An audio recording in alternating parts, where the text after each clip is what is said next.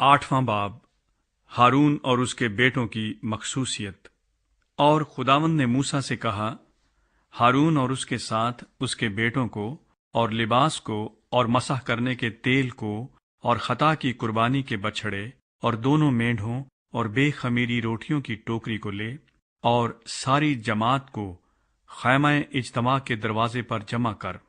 चुनाचे मूसा ने खुदावंद के हुक्म के मुताबिक अमल किया और सारी जमात खैमा इज्तमा के दरवाजे पर जमा हुई। तब मूसा ने जमात से कहा, ये वो काम है जिसके करने का हुक्म खुदावंद ने दिया है।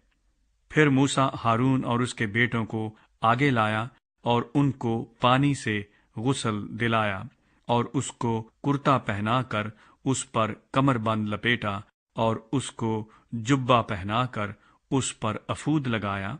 और अफूद के कारीगरी से बुने हुए कमरबंद को उस पर लपेटा और उसी से उसको उसके ऊपर कस दिया और सीना बंद को उसके ऊपर लगाकर सीना बंद में उरीम और तुम्मीम लगा दिए और उसके सर पर अमामा रखा और अमामे पर सामने सोने के पत्थर यानी मुकद्दस ताज को लगाया, जैसा खुदावंद ने मूसा को हुक्म किया था। और मूसा ने मसह करने का तेल लिया और मस्कन को और जो कुछ उसमें था सबको मसह करके मुकद्दस किया और उसमें से थोड़ा सा लेकर मसबे पर 7 बार छिड़का और मसबे और उसके सब जरूफ को और हौज और उसकी कुर्सी को मसह किया ताकि उन्हें मुकद्दस करे। और मसह करने के तेल में से थोड़ा सा हारून के सर पर डाला और उसे मसह किया ताकि वो मुकद्दस हो।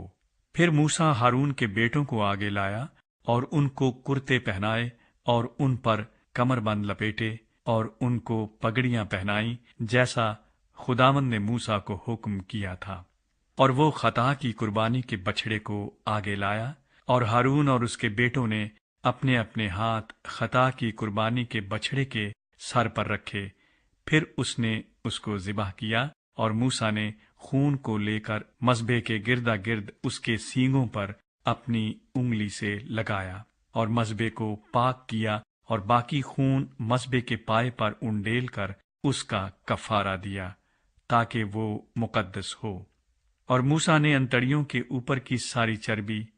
और जिगर पर की झिल्ली और दोनों गुर्दों और उनकी चर्बी को लिया और उन्हें मसबे पर जलाया, लेकिन बछड़े को उसकी खाल और गोश्त और गोबर समेत लश्करगाह के बाहर आग में जलाया, जैसा खुदावंद ने मूसा को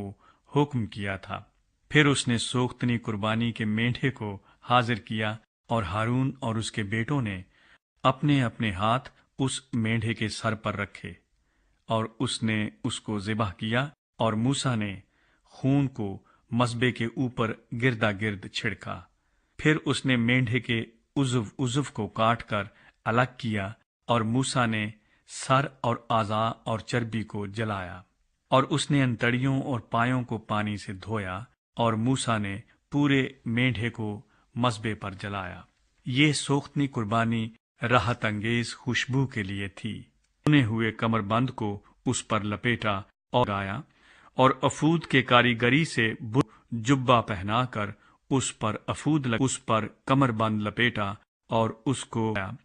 उसको कुर्ता पहनाकर और उनको पानी से गुस्ल दिलाया। हारून और उसके बेटों को आगे लाया, उसका कुछ खून लेकर उसे हारून के दहने कान की लौ पर और दहने हाथ के अंगूठे और दहने पांव के अंगूठे पर लगाया। फिर वो हारून के बेटों को आगे लाया और उसी खून में से कुछ उनके दहने कान की लौ पर और दहने हाथ के अंगूठे और दहने पांव के अंगूठे पर लगाया और बाकी खून को उसने मसबे के ऊपर गिरदा गिर्द छिड़का।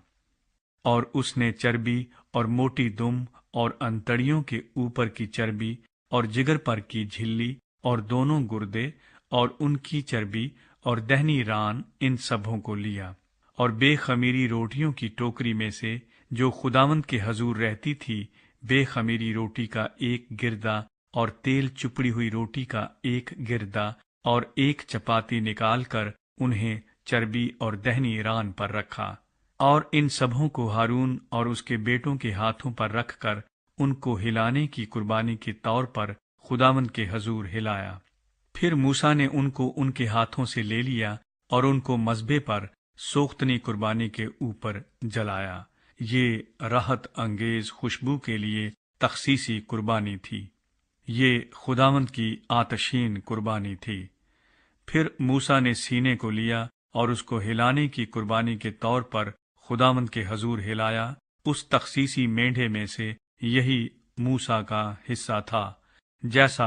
خداوند نے موسیٰ کو حکم کیا تھا۔ اور موسیٰ نے مسح کرنے کے تیل اور مذبح کے اوپر کے خون میں سے کچھ لے کر اسے ہارون اور اس کے لباس پر اور ساتھ ہی اس کے بیٹوں پر اور ان کے لباس پر چھڑکا، اور ہارون اور اس کے لباس کو اور اس کے بیٹوں کو اور ان کے لباس کو مقدس کیا۔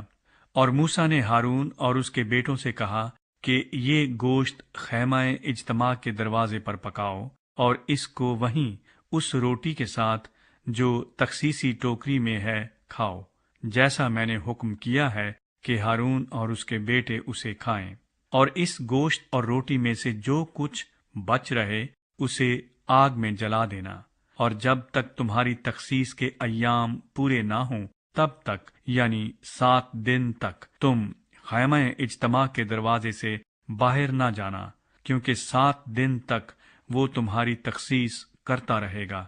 جیسا آج کیا گیا ہے ویسا ہی کرنے کا حکم خداوند نے دیا ہے، تاکہ تمہارے لیے کفارہ ہو۔ سو تم خیمہ اجتماع کے دروازے پر 7 روز تک دن رات ٹھہرے رہنا اور خداوند کے حکم کو ماننا، تاکہ تم مر نہ جاؤ، کیونکہ ایسا ہی حکم مجھ کو ملا ہے۔